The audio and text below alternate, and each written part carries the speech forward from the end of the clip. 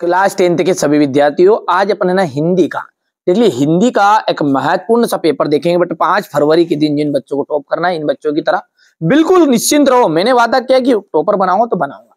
ठीक है। नेताजी की मूर्ति पर चश्मा कौन लगाता था? कैप्टन चश्मे वाला। दूध का दूध और पानी का पानी का क्या अर्थ है? सही न्याय करना। देखिए, साना साना हाथ जोड़ी जो है मधु कांकरिया जी की रचना है। सन 1643 से 1843 तक की जो रीतिकाल की समय सीमा है वो मानी गई है। और नागार्जुन की रचना जो है युगधारा है। ठीक है। और पुनरोक्ति प्रकाश अलंकार किसे कहा जाता है? जब एक ही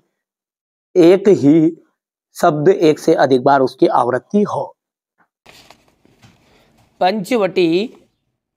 पंचवटी में किस समास का उदाहरण है? देखिए, जिसमें गिनती आई ना वो द्विगु समास होता है। कौन सा समास होता है? द्विगु समास होता है। कटाओ जो है भारत का स्विट्जरलैंड माना जाता है।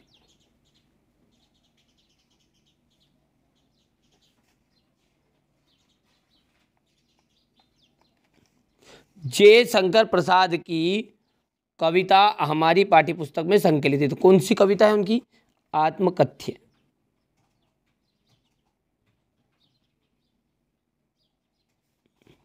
कामयानी एक क्या है? महाकाव्य है। ध्यान से समझना, जिस बच्चे को वास्तव में 6 नंबर चाहिए ना, जितना मैं बता रहा हूँ कवर कर लो पेपर। उसके बाद में आप भले ही कुछ भी पढ़ो, पहले इतना तो कवर करो। और आपके यदि कहीं पे भी आप इस कोचिंग जा रहे हो, उन सर से एक बार ज़रूर इस बारे में चर्चा करिएगा। ये पेपर कितने IMP है, आएंगे या नहीं आएंगे? यही आएंगे भैया, सीधी सी बात बता दूं मैं आपको। ठीक है। एक से अधिक अर्थ देने वाले शब्द, एक से अधिक अर्थ जब देंगे कोई भी शब्द, तो वो कहलाएंगे आपके अनेकार्थीय शब्द। यहाँ पर लिख देते हैं अनेकार्थीय शब्द। मन्नू भंडारी के पिता रसोई को क्या कहते थे? भटियार खाना कहा जाते थे।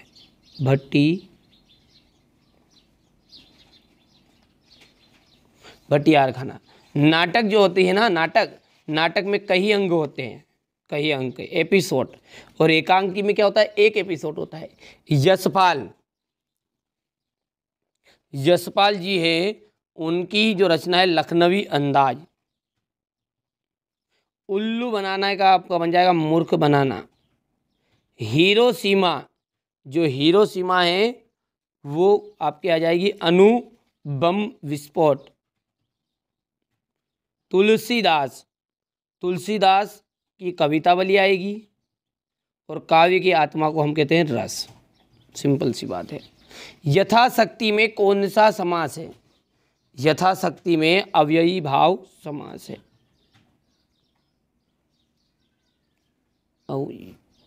अव्ययी भाव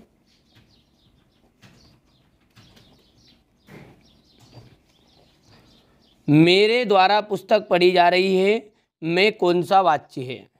तो मेरे द्वारा पुस्तक पढ़ी जाए उसमें कर्म वाच्य है।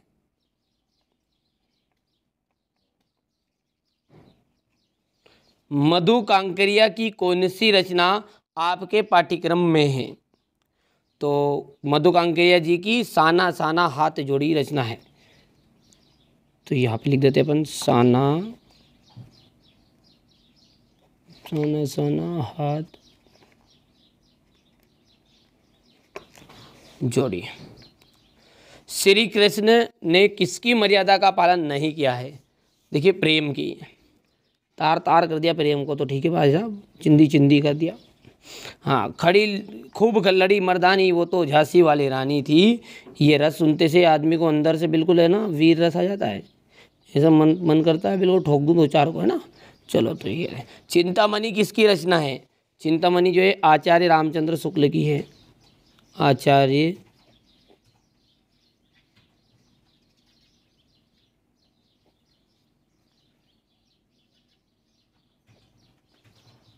रामचंद्र शुक्ल की है। सप्तऋषि देख सकते हैं, एक वाक्य में उत्तर है। यथाशक्ति में कौन सा समास है? अव्ययी भाव समास है। मेरे द्वारा पुस्तक पढ़ी जा रही है में कौन सा वाच्य है? कर्मवाच्य है। मधु कांकरिया की कौन सी रचना आपके पाठ्यक्रम में साना साना हाथ जोड़ी? श्री कृष्ण ने किसकी मर्यादा का पालन नहीं किया है? प्रेम की, खूब लड़ी मर्दानी वो तो झांसी वाली रानी थी में कौन सा अलंकार है, कौन सा रस है, तो वीर रस है। चिंतामणि आचार्य रामचंद्र शुक्ल की रचना है। ये क्वेश्चन नंबर 5 देख सकते हैं आप। और क्वेश्चन नंबर जो 6 है इसमें देखिए ये प्रश्न है, और क्वेश्चन नंबर 7 में ये यहाँ से चलिए तो पीडीएफ के थ्रू इसका सॉल्यूशन भी आपको प्रोवाइड करा देता हूँ, ताकि हमारे बच्चों को कोई कठिनाई ना हो। जो इस चैनल के साथ वास्तविक जुड़े हैं उनके लिए ये सारी सुविधाएँ मिल रही है ना। ये देखिएगा क्वेश्चन नंबर 6 हो गया इतना। इसके बाद में ये क्वेश्चन नंबर 6 का अथवा है, भगत ने की पुत्र वधू उन्हें अकेला क्यों नहीं छोड़ना चाहती थी। ठीक है, क्वेश्चन नंबर 7 हो गया है। ये क्वेश्चन नंबर 7 का अथवा है। ठीक है भैया। इसके बाद क्वेश्चन नंबर 8 है यशपाल, रचनाएं भाषा शैली है, हो गई।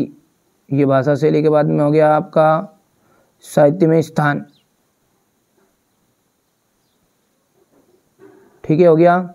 यहाँ पर देख लीजिएगा आपका क्वेश्चन नंबर 9 है, अंगूठा दिखाना का जाएगा मना करना, ईद का चांद होना दुर्लभ होना, रातों रात का जाएगा देख लीजिएगा आपका ये अथवा वाला। ये क्वेश्चन नंबर 10 है आपका, देश की सीमा पर बैठे फौजी किस तरह की कठिनाइयों से जूझते हैं, कभी श्वेत तो कभी रंगीन पताकाओं का फहराना किन किन अलग अलग अवसरों की ओर संकेत करता है। ठीक है, ये क्वेश्चन नंबर आपका 11 है, ये देख सकते हैं आप ध्यान से। ठीक है भैया, ये इसका अथवा है यहाँ पर, जय शंकर प्रसाद की रचनाएं, हो गया। रचनाएं भाव पक्ष हो गया, कला पक्ष हो गया है, ये साहित्य में स्थान आ जाएगा। आगे देख लीजिएगा, यहाँ से देख लीजिएगा ये छंद हो गया। कम कम आपको करना है, ज़्यादा ज़्यादा नहीं लिखना है इतना। ये सूरदास जी का देखिए, जैसे मैंने भाव पक्ष लिखा है शॉर्टकट में, यहाँ पर ऐसे लिख देना है ना। सूरदास का हो गया, भाव पक्ष कला पक्ष हो गया, साहित्य में स्थान। क्वेश्चन नंबर जो 13 है इसको देखिए ध्यान से, थोड़ा जल्दी करिए ना, समय कम है यार बच्चों, है ना, इतना समय आपके पास बच्चा कहाँ है। फाल्गुन में ऐसा क्या होता है जो बाकी ऋतुओं से भिन्न है। ठीक है भैया। इसके बाद में यहाँ से देखो, फसल को हाथों से स्पर्श करने, स्पर्श की गरिमा और महिमा। ठीक है, इसके बाद में अपन देखते हैं आगे, हो गया इतना। इसके बाद में गोपियों ने उद्धव से योग की शिक्षा लेने को देने की बात क्यों कही है। महाकाव्य किसे कहते हैं। रौद्र रस की परिभाषा उदाहरण सहित देनी आपको।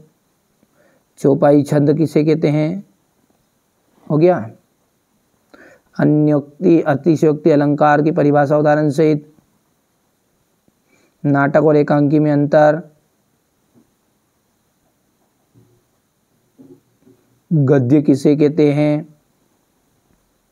यहाँ पर देखिए बार बार सोचते क्या होगा, ये देख लीजिए, हो गया क्वेश्चन नंबर 19 आपका, ये 18। ये यहाँ से संदर्भ हो गया है, प्रसंग हो गई, ये व्याख्या हो गई है। ध्यान से देखो आप तो, है ना भैया, कोई दिक्कत नहीं है, आराम से पढ़ो। ये संदर्भ है, प्रसंग है, हो गया। ये व्याख्या। आंखों देखा खेल पर अनुच्छेद लिखिए। इंटरनेट पर भाई बहन के संबंध में संवाद।